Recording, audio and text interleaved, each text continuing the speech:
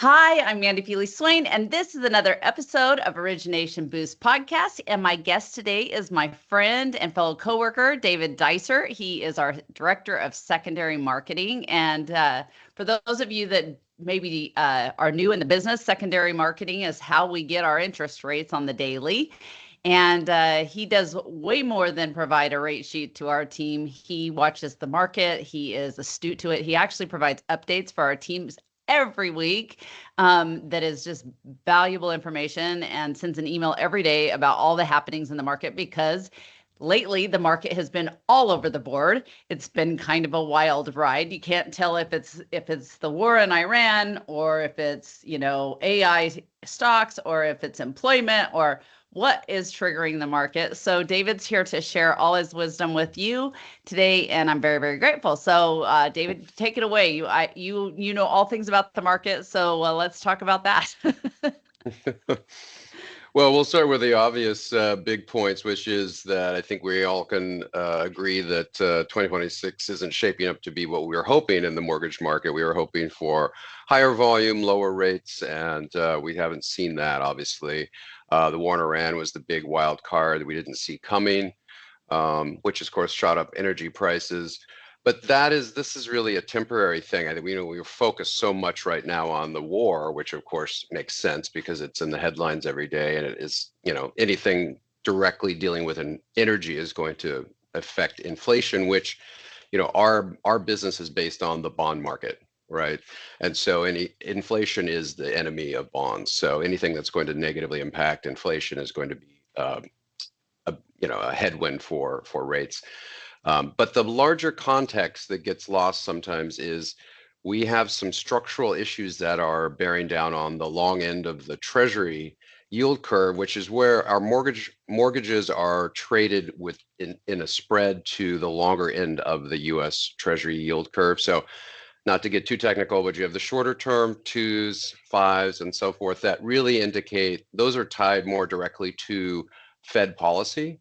And the Fed has largely been in step with the shorter end of the yield curve. And that leads to some confusion, right, for a lot of us in the industry, which is, Fed is lowering rates. What actually happened the last time the Fed lowered interest rates?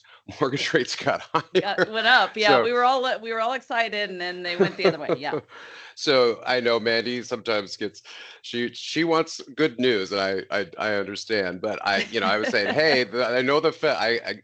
She had to, get so tired of me harping on this. Like, I'm sorry, folks, be careful. Just because the Fed's lowered interest rate doesn't mean, or their benchmark rate doesn't mean that we're going to see lower in mortgage rates. And that's always a challenge, right? Because what folks hear in the headlines and in the media. Yeah, I think that's hard because of consumers, right? So loan officers are trying to navigate this water, and their customers are hearing rates went down. They don't have an understanding that the Fed rate and the mortgage rates aren't a direct correlation. And so it's harder for loan officers to navigate that. And I think that's why this podcast is so important, is that educated loan officers can help clients navigate. And you can say historically, gosh, I think the last 3 rate cuts we had, mortgage rates the next week went higher. So we saw that kind of dip, and then they lowered the Fed rate, and then we saw rates go higher. So at least you can use a history of it if you're a loan officer out there going, okay, historically, in recent history, this is what we've seen. And I think that education is valuable to loan officers. Yeah, and a lot of it is market dynamics too. We see a lot of the benefit of an anticipated action right ahead of it. So you'll see rates lower in anticipation of the Fed lowering rates, and then when they do it, it's sort of that, buy the rumor, sell the fact kind of mechanics that are going on in the market. So, but back to the point of where mortgages are based on the 10-year really. So Fed policies is really correlated with the short end of the curve, where our world mortgage interest rates are really tethered to the 10-year Treasury. And that's why we talk about the 10-year Treasury yield every day. In our commentary, we talk about the range of that, because it really is kind of the goalpost, so to speak, of where mortgages are. And there's some structural things that have been bearing down on the long end of the Treasury curve that don't get a lot of attention, but some of the key ones are all this debt in the world, all the advanced economies in the world, Japan, Europe, the US, we are all heavily indebted. Now we in this country have, the prevailing thought is, because the world sees us as we are the reserve currency. They see us as the safest bet in terms to where you could put your money. So we have always benefited. And this is a really key important part for folks who are, anyone in the mortgage industry. We rely entirely on the world being attracted to our debt. And we have benefited greatly. It's something we take for granted because it's always been that way as long as we've been alive, that the world sees us as the safe haven place to put money. And because of that, we have lower rates because of that. And we can issue debt, and we know there's going to be an audience to buy that debt. That has come into question post-COVID now. There have been many efforts for some of the other, the BRIC countries, Russia, China, Brazil, and some other folks who have tried to knock us down a bit, right? Because we benefit greatly from our currency being the reserve currency. They would like to see that change. Obviously, it would help them. And so luckily that effort so far has failed. But we have seen chinks in the armor here. We've seen some, gold now has replaced our debt for the chief place to put your money around the world. So that's a troubling concern. Also, we have seen a shift. This doesn't get a lot of airtime, but we have seen a shift in who is buying our debt, and we've seen a shift more from central banks around the world buying our debt to hedge funds. And hedge funds are what we call fast money, and they are much more sensitive to interest rates and price changes. And so that is what's contributed somewhat to this volatility, this increased volatility we see, because they're coming in and out much more, whereas a central bank can buy our debt and kind of hold, right? The fast money players are in and out, and making kind of swift changes. And so that is something we need to be aware of, in addition to all the geopolitical and other reasons why we're seeing, more volatility. We're seeing more volatility because of the composition of who is buying our debt. So this is something very much that our Treasury Department is watching carefully. And so we need to make sure, from a policy perspective, that we maintain our status as the reserve currency of the world and the place to put your money. Now, broadly speaking, we do have to get our fiscal house in order, as is the rest of the industrialized world. We've got to deal with this imbalance of debt to GDP. We're okay right now, but AI is certainly masking some of those things. We've seen this incredible surge in AI and the stock market. Now, is that a bubble? I mean, if you're looking at it from a technical standpoint in terms of an asset rising the way it has, yeah, you would expect that there's going to be some kind of popping of the bubble. Now, how dramatic that is, we don't know. But just looking at the sheer amount of capital that has rushed into that space, it's mind-boggling. So, yeah, the world is surely changing, and AI, for a lot of things, will benefit. But then on the flip side of that, my concern is the human capital, right? If human capital is replaced, that changes employment, and employment job losses is sadly bad things in the market like that will improve interest rates, right? Good news is bad for mortgages. Bad news is good for mortgages. It's very simple concept, at least I've seen in 30 years. But I think that one thing that has been interesting, and I wanted to turn the news off last week, is the changing in the guard at the Federal Reserve and the changing the leadership there. What's kind of your thoughts on that? Powell versus Wirth. I mean, yeah. I'm sure you have Sure. opinions, and just based on what you know to be true. And I love that you come from that basis of education, not of your opinion versus you look at the market and you look at what's happening and the policies, and then you put out your commentary. And so I always appreciate, because it's not based on a David opinion, it's based on what's happening in the market. So that's always nice. Well, thanks for that. I mean, that's really our role here, is to educate and to provide information for our LOs and our company.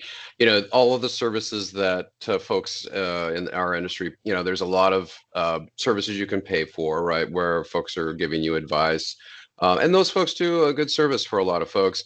They do tend to be more on that opinion side, and it's something that we watch, and we try to not be that way, because it's just, for instance, the Fed changing of the guard. It's interesting. There's some prominent voices out there who were just browbeating Powell to cut interest rates. And those same voices now are saying, oh, Warsh needs to be responsible and maybe raise interest rates to get the Fed's house. So it's like that, that doesn't, how you square that? That's just, that is not a good faith argument. So, and so I try to take the politics out of it, take the personal opinions out of it, and even take, I mean, obviously we all want lower interest rates, right?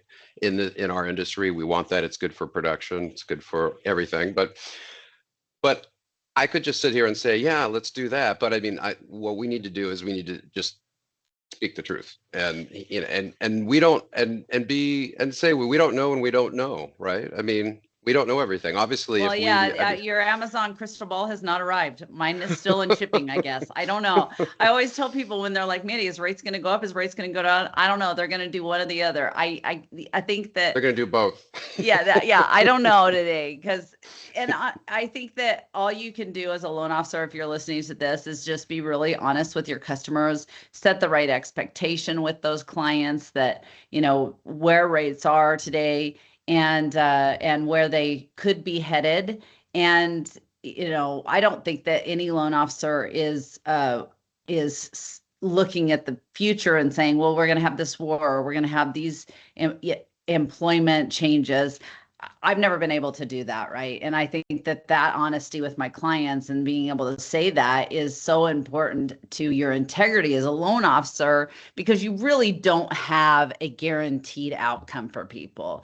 I mean, all you can use is the education and become a student of the market. And that's why David's insight is so critical to our team here at Premier. But I think that the changing of the guard's been interesting, because I felt like, the news, and we should all just shut the news off, really, because it's just, you never know on any given day what the market's going to tell you. But initially it was, we're just coming in, rates are going to go down, he wants to do these things, and then boom, the first day he gets there, he's like, no, we're probably going to see an increase in interest rate. So I think that just being a good student, at least from my loan officer desk, is all I can say to loan officers out there that are listening to this. And David can give you insight onto the actual inner workings, because he's a student of that, right? So what is what is the outlook? I mean, we were thinking rates were going to come down into 26. Fannie and Freddie thought we'd have more increased sales and loans as a result of that. And now they've come out with new forecasting. What's your thoughts?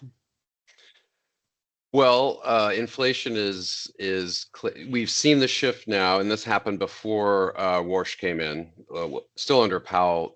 The Fed, you could tell that they were now shifting from a focus on employment back to inflation. Yeah. The initial miss on the Fed coming out of COVID, right, was, transitory, the big T word. And that wasn't the case. What we're seeing now is a more sustained situation with inflation.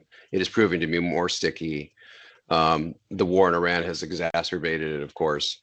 But yeah, all of the things that are going to, and this is why what Warsh, and there's no question that, well, first of all, let's step back. I mean, Warsh is an incredibly intelligent guy.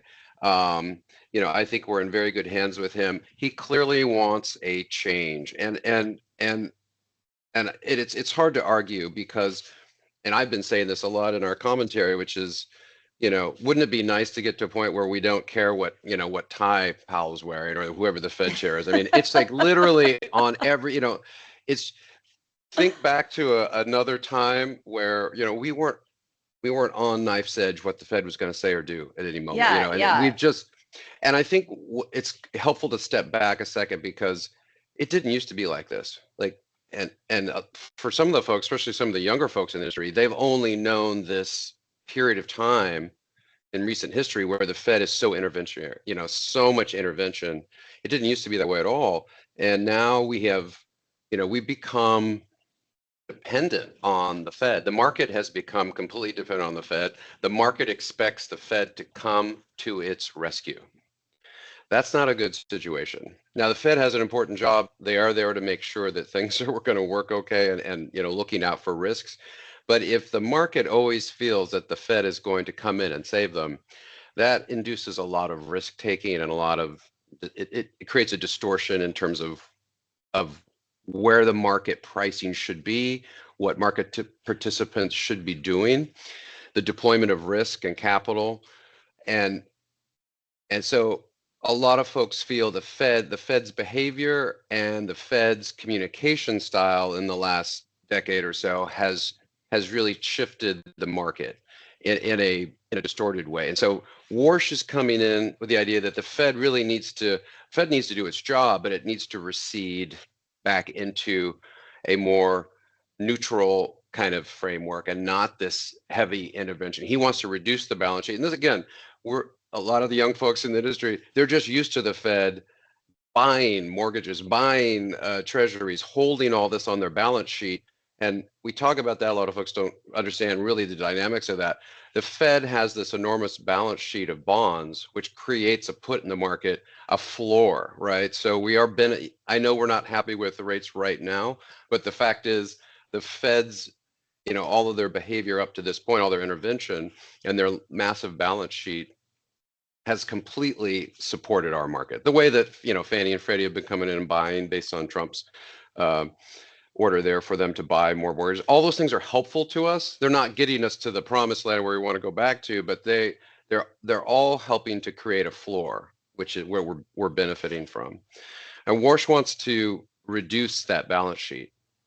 Now that's very scary for us because, if they were to just sell all their bonds, I mean, we'd have this just Flood of absolutely bonds, right? It's a buyers versus sell, right? So, That's right. I've always, as a young LO, when I first started, it was a supply and demand. And, the more supply you have, the less buyers you have, the higher rates go, and vice versa. So I think that that's a key indicator right there. And to your point, that would be our concern as loan officers in the future, is really watching that behavior of the Fed to see if they're going to they want to sell some of those, Mm-hmm.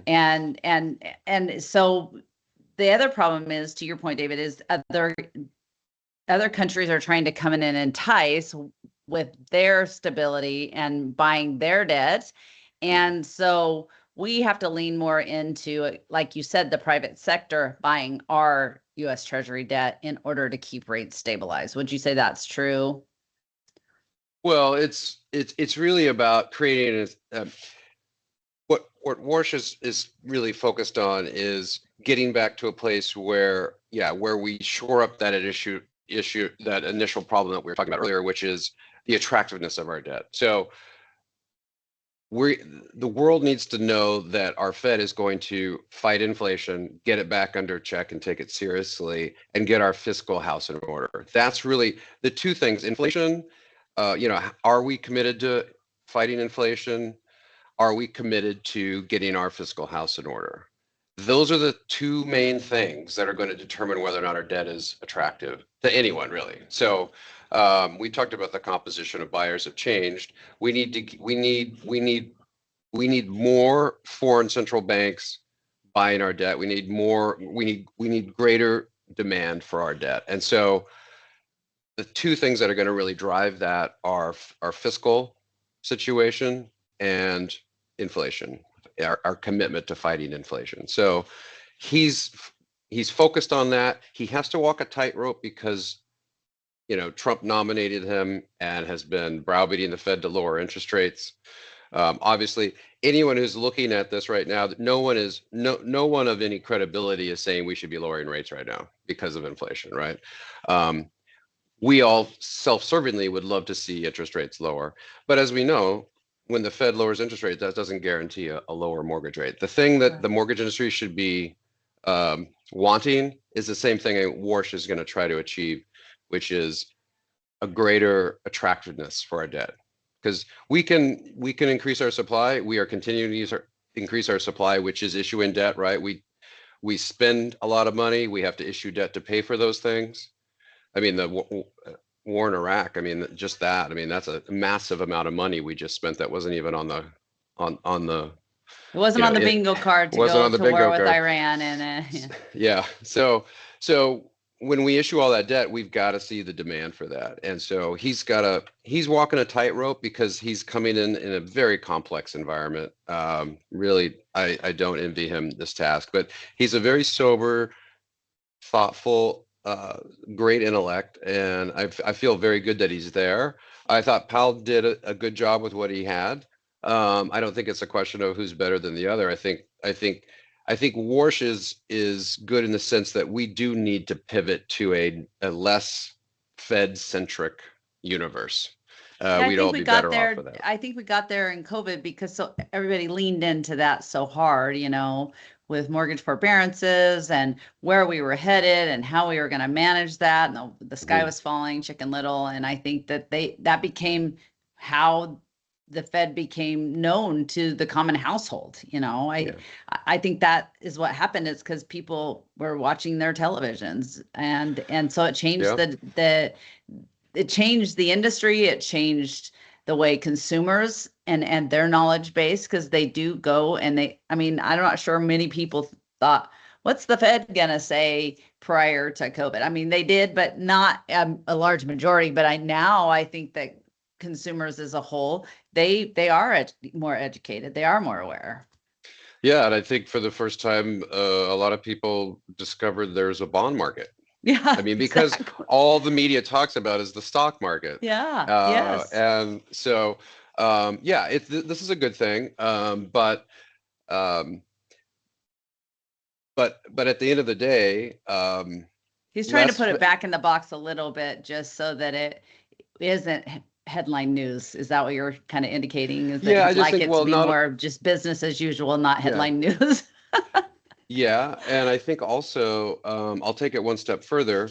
Not only should we be less Fed centric overall, we should be less rate centric overall. I know that sounds crazy. We're in the mortgage industry, but let's face it. What is it?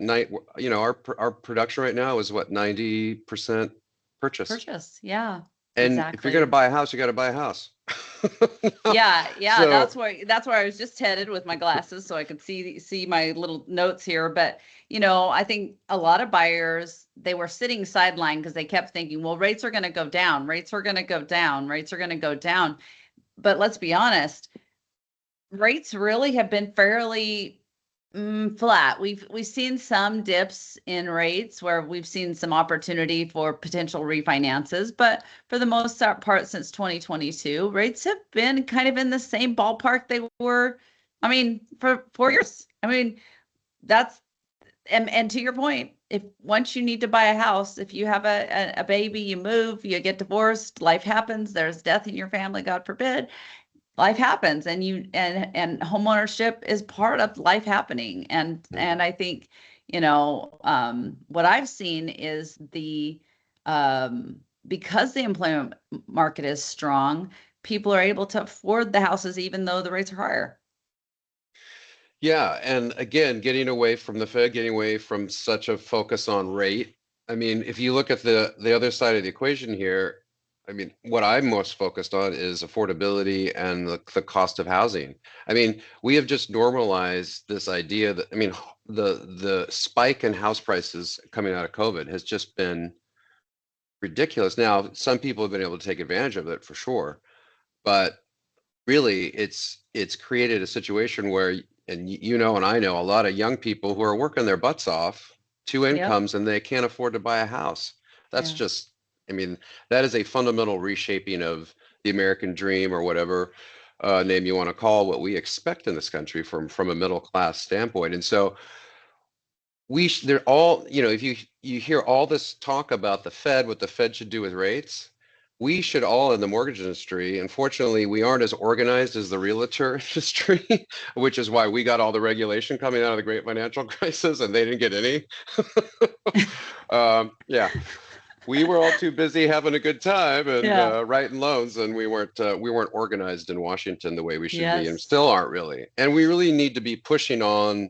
We need a moonshot federal policy for housing production. We have a housing shortage. We have a misalignment of where people want to be, where housing availability is, and so that's the biggest thing that we could do is create it needs to be a top to bottom approach, right? It needs to be about what are the ways we can, our construction industry is still very conservative. I mean, we should look at everything else in our lives. I mean, you can order something and it just shows up a Yeah. day, Next day. Yeah. you can customize your tennis shoes. I mean, all of this amazing logistics, revolution that's happened in the last decade is just stunning. And yet that innovation has not really trickled into the housing industry. We're starting to see more, but other parts of the world have been manufacturing housing in factories and assembling them on site for a long time. Our industry has been very slow to adopt those things. I mean, the fact Well, that and I think, we're taking tractors up into the mountains.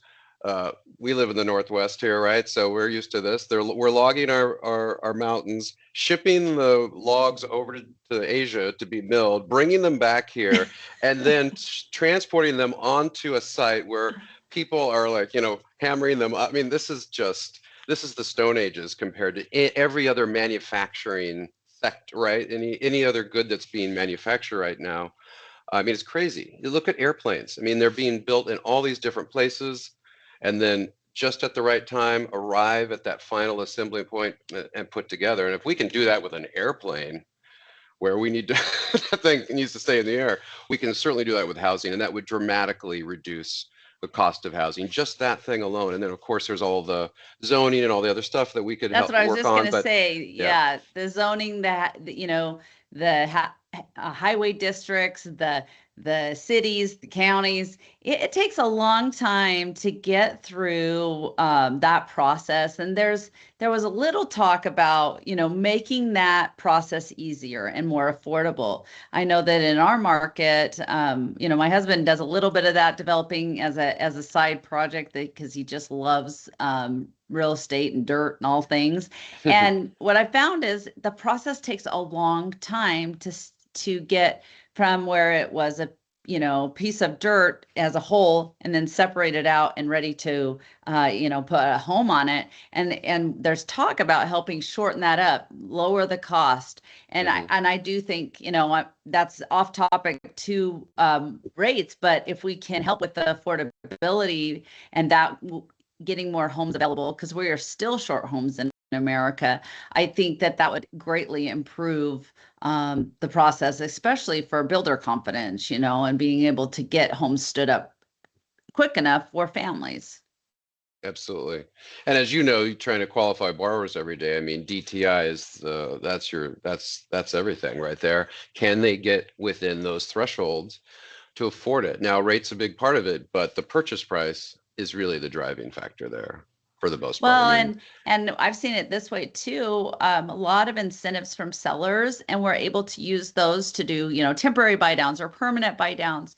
And that is better than having, a lower purchase price by $20,000. $20,000 in purchase price, maybe is like $140 in a payment. Whereas if I use that $20,000 to buy down the interest rate, we might be able to save 500, 600, 700 in that first year, say with a temporary buy down. So I think that loan officers have gotten wiser. I've also seen the consumer get their head around this is our new normal, compared to say 2 or 3 years ago. And the new normal that I mean by that is they're getting more resourceful. And that is one thing I love about Americans is they are very resourceful. And I'm seeing people that can qualify for the house, but they don't want to be house poor. So they're like, great, I'm going to rent it, one of my rooms out, or they're buying a house multi-generation, or their parents are helping co-sign for them. I think that that's normalizing for loan officers versus people coming in thinking they are going to get a 2 or 3% rate. I think that expectation has improved with just the consumer, over time. Would you agree? Absolutely. Absolutely. And I mean, yeah, finding those ways to make it work. I mean, you are a master at that, finding every little rock to turn over to figure out how are we going to get this to happen. And we're seeing that more. I mean, that's a very those are really good tools to have, but you're having to do that because we're in an affordability crisis, right? So anything we can do I'm talking more macro, your day to day making it happen, which is awesome, and that's what you need to do. But the reason we're having to do that, the reason you have to work so hard and figure out all those nuances is because we're in an affordability crisis. Well, I have good news for loan officers listening. It'll make you a better loan officer when things get easier. You'll have been better with putting the puzzle together. But to your point on the macro side of things, you're saying that more programs like Home Ready, Home Possible, affordability for maybe lower income folks that want to get into the market, first time home buyers that want to get into the market, that down payment assistance, and there are more programs, I feel like, than ever for our first time buyers than there was years ago. But I do agree that, if we were seeing something like, instead of the government, quantitative easing, maybe doing something that's directed to first time buyers so that they can take advantage of that, right? I think that would be helpful. Absolutely. And that's exactly my point. Thank you for bringing it back home here. Is that this emphasis on rate, and, you look at what the Fed did, right? And that wasn't a targeted approach. It was a bazooka, which benefited a lot of folks who really didn't need the help. COVID really exposed the K-shaped economy, and the fact that some people did a lot better in COVID. Obviously, our industry did after the initial shock. We did well, very well. One of probably the best time in volume in a long time, maybe ever. But also the low rates, those rates meant more money in households, which then drove up the inflation problem we have today. So it's a double, the good, good things happen, great things happen for families. Payments. But I heard a stat that only like 33% of those people that got those crazy rates during that time still have them. I mean, I think a lot of them have went on living back to one of the very first things we said is people need homes regardless of the interest rate. Life happens, and so things change. And so I think that that time we got all this good in the mortgage industry, and we want it again, but I don't think that during that time, and you maybe did, but I didn't think, oh my gosh, this is putting more money in households, and oh my gosh, now people can buy more things, and now that's going to run up prices, and we're going to end up paying for that in the long run. And that's kind of what you're saying now. Well, yeah, I mean, and it's easy to Monday night quarterback or things, but because we really didn't know what was going to happen in COVID. So it's easy now to go, oh, we should have done this. However, it's instructive because it's not the first time the Fed has put a bazooka in the market with intervention. And that's my whole point about rate.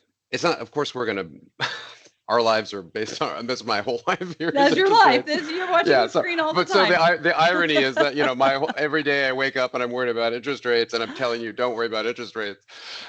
Because when you focus so much on rate, you end up doing things that just screw up the market. Look, I mean, yes, was it great that people could get super low interest rates? I mean, yes, there's a part of that that's very good. But the ill effects of that, I mean, we're paying for the fact that people are stuck on their rate and they don't want to move. It's screwed up the housing market for several years, and we're still trying to get past that. So, and then also the inflation. So it's contributed to inflation. It's screwed up the housing market. because we're just focused on rate. And what we should have done is a much more strategic, I don't want to get too wonky here, but we should have done a much more strategic surgical policy approach. It would be, just think about the PPP program during COVID, when so you could get businesses could get loans from or relief from banks. That all was based on how good a relationship you had with your bank. What Europe did, and they're not perfect by any stretch, but what they did is they said if you're a W-2 employee, you're just going to get paid, what you get. So there's just a lot of policy approaches that have just benefited. They haven't been surgical enough and strategic enough on where we need the relief. Where we need the relief. Easier to look back on that time and be judgmental, but if I think back to that, there was a lot of fear in the market, right? There was a lot of fear at that time. And I think the government did the best they could to navigate a very uncharted time in our country's history and to help Americans that were concerned about jobs or working from home. I know everybody's freaking out about working from home. And here we are now having a very natural conversation on a Teams call. And it's become part of our cadence and part of our life. And it wasn't in 19. This wouldn't have been necessarily something that was normalized. And now we absolutely do it. Loan officers talk to agents that are down the street from them, but because it's more efficient, we live in a virtual world. And so I think, it's easy to look back, but there was a lot of concern and fear in that timeline for, I think, all Americans. Absolutely. And it's not about being critical or judging. From my perspective, it's really about taking lessons from it. Right, cause and effect. Because everything we know, we should expect another pandemic at some point. I mean, global warming, this is a scientific fact. Conditions are changing on the earth that are making viruses and these kinds of things more susceptible prevalent, So it's really about, okay, when that happens again, what are we going to do when the next shock comes?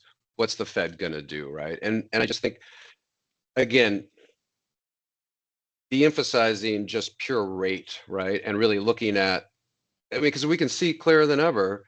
The structural problems in the housing market can't be solved by rate. Right. It's more complex. And so we really need government policy, both local, state, and federal, to be in alignment on producing more affordable shelter for folks. And that's just going to benefit our industry immensely for years to come. I think that's the part I've always loved about the mortgage business, is that people need us as loan officers. People need the mortgage industry as a whole. They need a means in order to borrow money. I mean, not everybody's going to wake up and have $300,000 or $400,000 just to buy a house tomorrow. That'll take them a long, long time to be able to do that.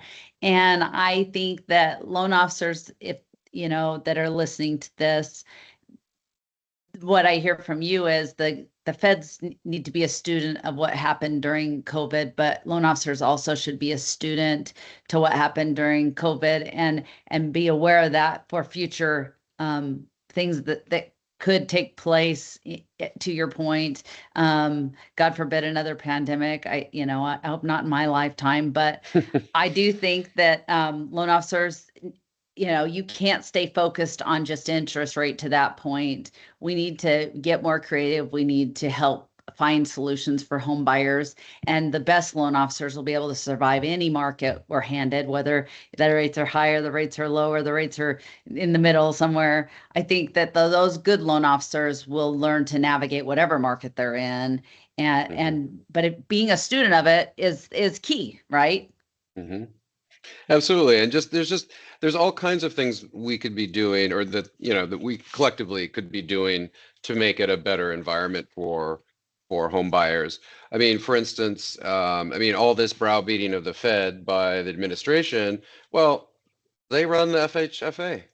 They could just tell Fannie and Freddie, keep in mind this, we've now normalized this, but they jacked up the LLPAs, the loan level price adjusters, on good, clean, vanilla borrowers. Yes. If you look at the grid. To pay for affordability initiatives. Yeah. Now, the affordability initiatives are important, but we could lower those. We could lower rates like that if they would reduce those back down to where they were.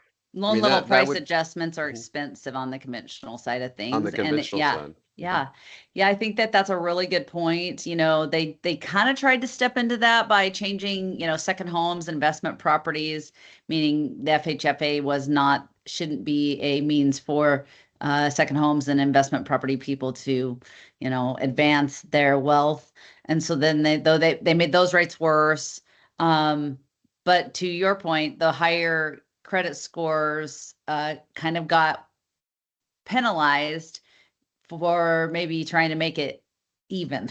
I don't know how to Yeah. best explain that to try and equalize things a little bit. Well, I would just think, yeah, I think again, and this is, you could almost apply a Warshian, kind of mentality from the Fed to, Fannie and Freddie pricing, because it used to be that those risk adjusters were exactly for that, for risk. I mean, that, Right. at this FICO, at this LTV, at this occupancy, you know, we're The likelihood we're of we're defaulting is yeah, it can be we're higher then. mitigating risk with these price adjusters, and what's changed is they've become a kitty for, you know, paying for other things. Those things that they're paying for, we can agree they're good. Some of those some of them are not as effective as others, but largely, I mean, the Home Ready and Home Possible initiatives, the AMI, LLPA relief has been very helpful. Those are all worthwhile things, but overall, I think we would be benefiting in a better way if they would, go back to a really just true risk pricing, and that would Model. lower rates for everybody. Yeah. Yeah, yeah, I think they bring up a really valid point. We've seen folks gravitate to government loans as well, just because we talked earlier about seller concessions. And even though, I have clients that have 700 plus scores, they'd like a minimum down payment situation, but because of seller concessions being capped at 3% conventional, under less than 10% down, and then 6% on Govy loans on FHAs. I've seen clients go with an FHA loan, because they can get a lower payment overall, which has been an interesting change to years ago, right? Mhm. That was not really something that we looked at, but now due to affordability issues, we see a lot of people kind of gravitating towards that direction, even if they've got great credit. And And that's a so I yeah. think that that's one area they could easily change that guideline today, and it would not take any money out of their pocket to allow seller concessions to be higher.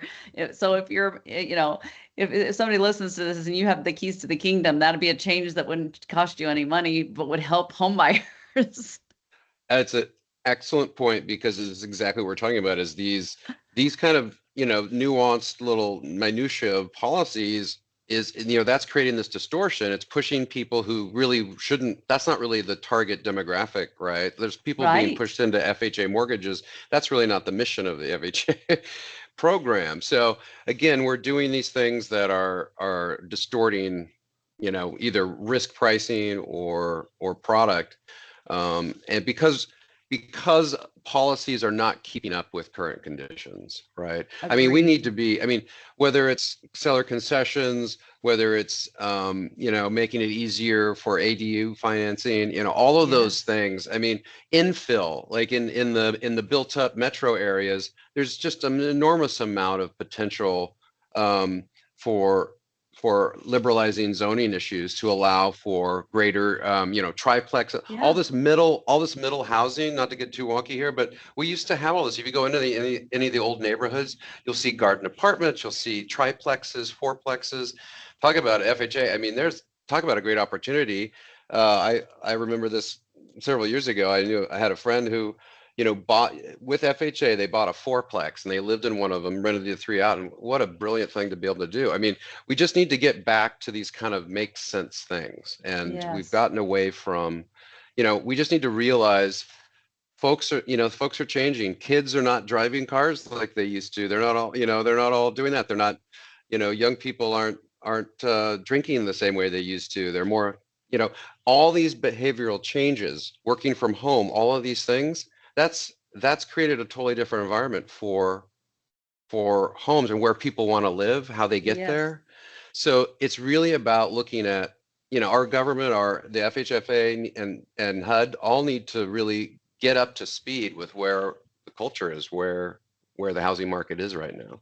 And Yeah. also we just need to know, okay, Fed, okay, government, when you do these things, what's going to happen to the housing market? And we've seen the ill effects of policy that was intended to do the right thing, but it was too focused on rate, too focused on, a narrow set of objectives instead of where we need to be focused on, which is more housing supply, access to housing. We all benefit from that. I love that you brought up ADUs and four unit, 2 unit, some of those things, if those were available. And I think the beautiful part of owning real estate and the job we get to do is we help build generational wealth. We are key to, I think in my career, I'd done over $1 billion in business. And even since 2020, my team is really close to that, just even from since 2020. And that, can you imagine loaning that much money and how much generational wealth is made? The average loan to value in our country right now is 44%. And so I'm not sure many clients that I've met with would have as much, equity and balance sheet, but they get it through homeownership. And so, and the lowest payment, I love this. The lowest payment that the customer's ever going to make is the payment they make today, because in theory, if they do a good job and work hard, their income should go up, and that payment and their debt to income ratio should come down. So the highest payment people make. And so if you're a loan officer out there and the client's like, well, I don't want to buy right now, I'm like, the highest payment you're going to make is the payment right now on this house. And that'd be my advice. What would be your advice for loan officers today and navigating this crazy market that they're in?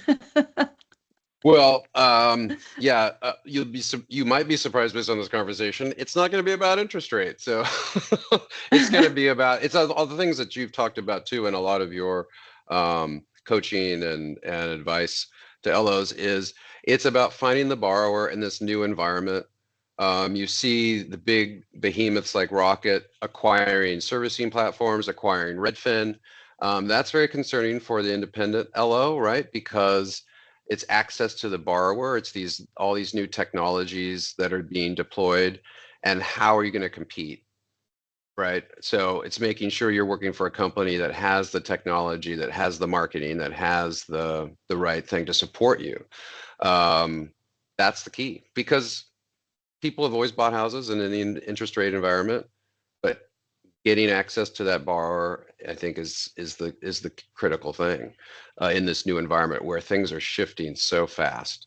So staying ahead of that curve, or staying up with that curve, I think is probably, from a salesperson's perspective, that would be, I think that's what you have to be focused on. I know you're totally focused on that. You can speak heavily to that, but I think, I think we all need to support, the MBA. We need to lobby for better housing policies. We need to tackle this both individually and collectively towards that. And anything we can make for housing affordability, but also, just from a pure salesperson's perspective, really staying ahead of, the curve here, and figuring out how you're going to compete. Because what we've seen in our industry, and also just broadly, is this consolidation of pinch points, of gatekeepers, right? And so that, I would think we need to keep our eye on that ball very carefully, because we've seen it with the Googles and all of these other platforms where they have, they really are the gatekeepers to access to things. So yeah, I'm sure you can speak to this Well, much more eloquently than I can. Well, you're doing a great job, and the thing I love about working with you is you really are a student of just how loan officers function in this market, and have, and have empathy towards how we have to navigate that market.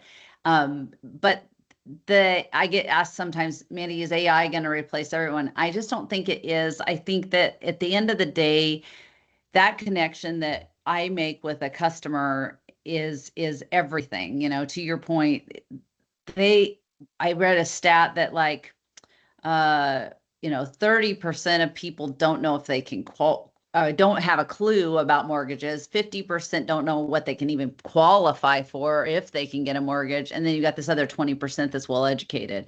So loan officers have an opportunity to educate 80% of future buyers on the mortgage process, what opportunities there are for down payment assistance or temporary buy downs, or navigating this new world.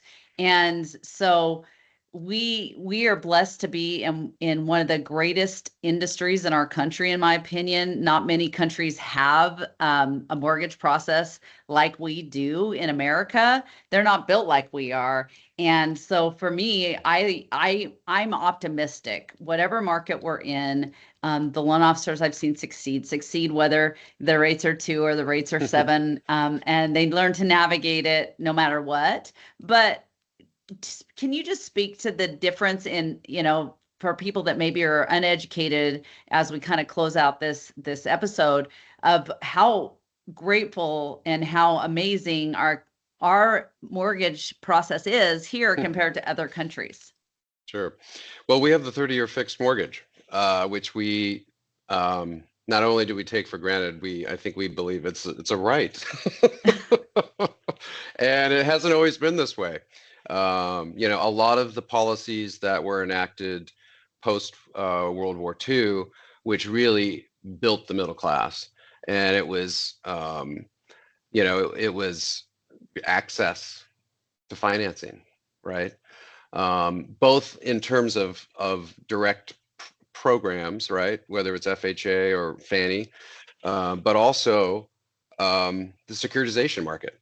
I mean, we used to finance with the deposits of banks, so they could only lend what they had in their deposit base. And if one region suffered an economic loss, that those banks would be, They wouldn't lend anything. Right. So you had all these these challenges there, and so the evolution of being able to securitize mortgages, which allows all this money to come in. Just same thing with our conversation about debt, right? About treasuries. We rely heavily on investors buying mortgages, buying the securities. So these are things we take for granted, these innovations, and they've made all the difference. That access to credit is everything. That's what undergirds our entire middle class and way of life here. 30-year fixed mortgages. So if you, it's funny, the perennial argument of like, oh, Fannie and Freddie, they're so awful. It's like, well, if you want to go to a more private, like purely private, bank-only mortgage market, just imagine everyone having to qualify in a jumbo set of guidelines, because no bank will lend for 30 years on their own. They will only, I mean, the only reason that we're able to do 30-year fixed mortgages is because we have programs like Fannie and Freddie and HUD that provide insurance. Right. So that those investors are going, no one would invest in a 30-year mortgage without those things. So it's really important that we recognize where our bread's buttered. I mean, these are things that we have to have in place. The 30-year mortgage has made mortgages affordable for most Americans. If you had to do an adjustable rate mortgage in all the different cycles, think about that. I mean, yeah. So there are just some basic things that we have that we take for granted that are really, really, really important to our market. And we're very lucky to have those things. And it's because people in this country understand, innovation. They understand what are the things that need to be in place to make it happen. So we just need to do that again for the next generation. We've been kind of coasting on that for a long time and taking advantage of that. But I think based on our conversation today, we've identified some areas where we need some more thought on, we need some more innovation, we need some more policy support. So yeah, no, I think taking stock, and yeah, I mean, every day I wake up, I'm grateful to be an American. I'm grateful to be here. And just the fact that we have, I mean, Premier, we're not a small company, but we're not a big company. I mean, the ability, the fact that we have all of this differentiation, right? We've seen this push towards consolidation. We need to be very mindful of that and make sure that our government understands that we're better served when we have a more diverse market. So being able to, we don't want the few big banks at the top lending all the money out. We know then they become, again, too big to fail, like we were in the housing recession, absolutely. right? We're more resilient when we're more diversified, and PMR. I mean, we are LO-centric. We are borrower-centric. Banks aren't. Big institutions aren't. So we're providing a better service, and we're what makes the system more resilient through our diversity. So, well, my takeaways today are: be a student of the markets, find opportunity when you can, and find gratitude for the industry that we're blessed to be a part of, because there isn't any better mortgage process in the whole world than in America. So with that, I say thank you, my friend. Thank you for your insight. I think we're going to do this again because your feedback and your knowledge that you provide in such a simple explanation when it gets pretty mucky out there, there's so much to read. I think we're going to do this more often. So thank you for being a part of Origination Boost podcast today. Happy to do it, and great conversation. And just we didn't actually coordinate our outfits today, but we look pretty damn coordinated today. I know, so, we're looking good. Yeah. It was not planned, ladies and gentlemen. It was not planned. Yeah. All right. Thank you, sir. Talk to you soon. Take care.